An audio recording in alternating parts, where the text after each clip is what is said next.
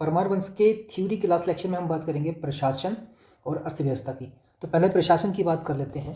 प्रशासनिक रूप से गढ़वाल जो अपने आप में एक राज्य था, ये बटा होता था थानों में, और थाने बटे होते थे परगनों में। परगने फिर डिवाइडेड होते थे छोटी छोटी इकाइयों में, इनको हम कहते थे पट्टियाँ या पट्टी में, और पट्टी बटी होती थी गांव में। गांवा नहीं, गांव। राज्य का आपको पता ही है प्रमुख कौन होता है, राज्य नरेश यानी राजा।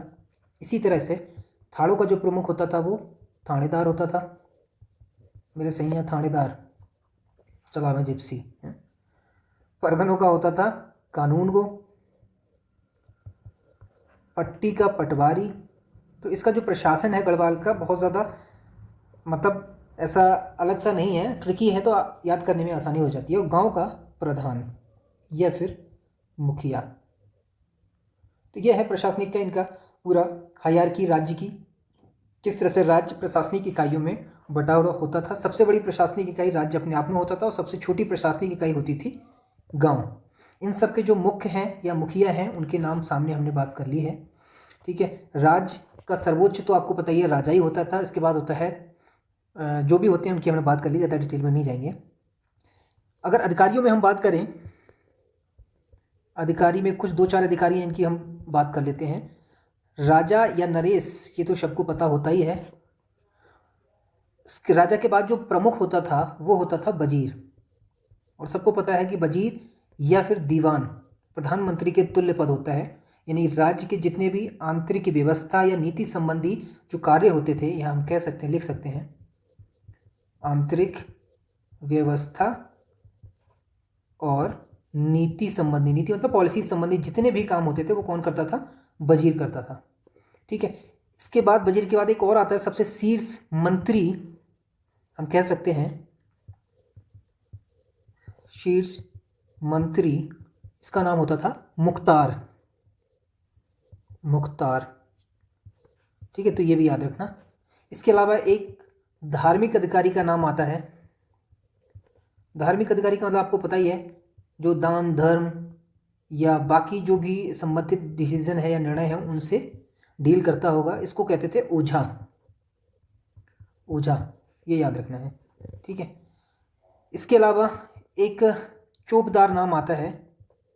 चौकीदार बेसिकली एक सहायक होता था राजा का, जो राजा के साथ चलता था, और इसका काम होता था, पता नहीं क्या ऑब्जेक्टिव होगा उस टाइम पे, चांदी का डंडा लेकर चलता था ये राजा के साथ। अब क्या ऑब्जेक्टिव है बहुत ज़्यादा डिटेल ना तो मैंने समझने की कोशिश की और ना मुझे मिली, ठीक है।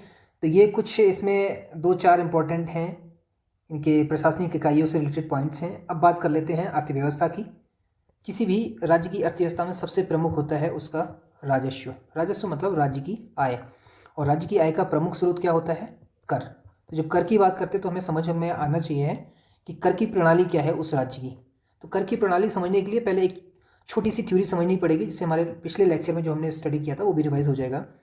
अब याद करना तुम लोग कि राजा जब खुद भूमि दान में देता था, राजा खुद जब भूमि किसी को देता था, ठीक है, चाहे दान में हो या सैलरी के बदले हो, ठीक है, तो इस भूमि को कहते थे थात, ठीक। अब इस भूमि के जो भूस्वामी होते थे, भूस्वामी, उनको बोलते थे थातवान। ध्यान से समझना इस चीज को, थातवान। थात का मतलब क्या है, थात का मतलब है भूमि से, ठीक है। थातवान समझ में आ गया। थातवान बेसिकली कौन हो सकते हैं, थातवान हो सकते हैं राज्य के वो दरबारी अधिकारी जिनको राजा तनख्वाह के बदले जमीन देता हो, या वो क्षत्रिय जिनको भूमि राजा के द्वारा दी जाती हो तनख्वाह के बदले, या वो ब्राह्मण जिनको राजा भूमि दान में देता हो। तो दरबारी, क्षत्रिय, ब्राह्मण, ये सबके सब, दरबारी मतलब दरबारी अधिकारी से है यहाँ पे, ठीक है, ये सबके सब अपने आप में थातवान कहलाते थे, यानी भूस्वामी। अब ये खुद तो खेती करेंगे नहीं ये तीनों के तीनों, तो ये तीनों को तीनों क्या करते थे, ये खेती आगे करवाते थे। किससे, ये आगे जिसको भूमि देते थे समय के लिए, कुछ समय के लिए उगाने के लिए, उनको बोलते थे, एक को बोलते थे खैकर या खायकर, और दूसरों को बोलते थे सिरतान, समझना ध्यान से, फिर से समझो। राजा जो भूमि खुद देता था जिस व्यक्ति को, वो व्यक्ति दरबारी हो सकता है, क्षत्रिय हो सकता है, ब्राह्मण हो सकता है, वो कहलाते थे थातवान। मतलब क्षत्रिय, ब्राह्मण और दरबारी, ये भूस्वामी जो है वो कहलाते थे थातवान। ये खुद भूमि ना करके आगे ट्रांसफर करते थे किसी और ABC को। तो वो ABC की दो कैटेगरी होती थी व्यक्तियों की, एक खैकर और एक सिरतान।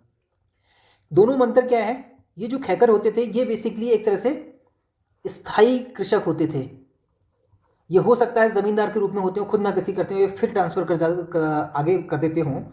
बट हमें समझना ये है, इसको थोड़ा सा मैं जगह बनाता हूँ यहाँ पे, आगे लिखना पड़ेगा। तो ये पहले खैकर की बात कर लेते हैं, सिरतान की हम बाद में बात करेंगे, ठीक है। सिरतान, तो पहली बात तो ये कि खैकर जो होते थे वो स्थायी होते थे, और जो सिरतान होते थे ये अस्थायी होते थे एक तरह से, जितना इतिहास में मिला है। और ये जो कर देते थे खैकर, ये देते थे या तो नगद के रूप में, इनके पास ऑप्शन रहते थे, या फिर ये अनाज के रूप में दे सकते हैं। ठीक, हम कर से शुरू किए थे और कर पे आ गए हैं फिर से, ठीक है। लेकिन जो सिरतान होते थे ये हमेशा नगद में कर देते थे, और इनके द्वारा जो नगद में कर दिया जाता था इस कर को बोलते थे, नगद कर को सिरती। क्या बोलते थे? सिरती। आगे बात समझ में। तो पहला जो कर हमें याद रखना है वो कौन सा याद रखना है? सिरती। तो इस सिरती को समझाने के लिए पूरी रामायण मुझे समझानी पड़ेगी। सिरती बेसिकली क्या होता है? सिरतान से लिया जाता था, या सिरतान देते थे, जो एक तरह के अस्थायी होते थे भूस्वामी, अस्थायी भूस्वामी होते थे। और खैकर जो कि थातवान के अंडर होते थे, स्थायी होते थे, ये नगद और अनाज दोनों के रूप में दे सकते थे, ठीक है। फिर इस तरह से पूरी प्रक्रिया हमने समझी। तो करों में पहला आ गया सिरती, जो हमने समझ लिया है किस तरह से क्या होता था। दूसरा कर आता है इसमें पौड़ टूटी। पौड़ टूटी, पौड़ टूटी एक तरह का आयात निर्यात कर होता था। जैसे आजकल एक्साइज और कस्टम होता है, उसी तरह से ये आयात और निर्यात कर होता था। फिर पौड़ टूटी, आयात निर्यात, इसके अलावा एक उपज का हिस्सा लिया जाता था अनाज के रूप में, जिसको हम बोलते थे 1/3, यानी 3 हिस्से करे जाते थे कुल फसल के, और उसका एक हिस्सा राज्य को जाता था, जिसको बोल देते थे तिहाड़। तो ये बेसिकली क्या था? उपज का 1/3 हिस्सा पवार काल में, जो किसके रूप में लिया जाता था? भू राजस्व के रूप में। आ रही बात समझ में? ठीक है। तो तिहाड़ क्या है? ये भी एक तरह का भू राजस्व, एक तरह का कर है जो अनाज के रूप में वसूला जाता था। जो अनाज ना देना चाहे वो नगद भी दे सकता था, इसके इक्विवेलेंट, ठीक है। इसके बाद आता है भूमि जो थी जिस पर खेती होती थी, इससे रिलेटेड कुछ तथ्य, जैसे कि पैमाइश भूमि की किस तरह से की जाती थी, कौन सी इकाई होती थी, ठीक है। तो पैमाइश की जो इकाई है वो हमें याद रखनी है। उस इकाई को कहते थे इसमें थुली पाथा।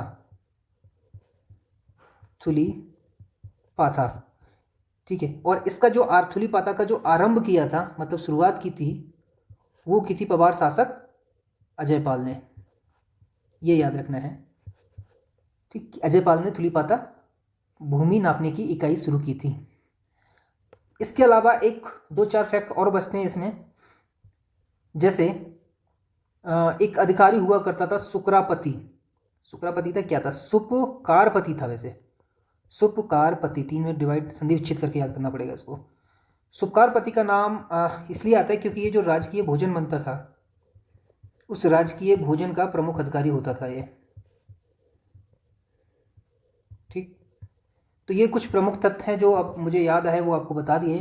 बाकी कुछ छूटा हुआ तो इसके जो PYQ करेंगे हम प्रीवियस क्वेश्चंस, उसमें कवर कर लेंगे।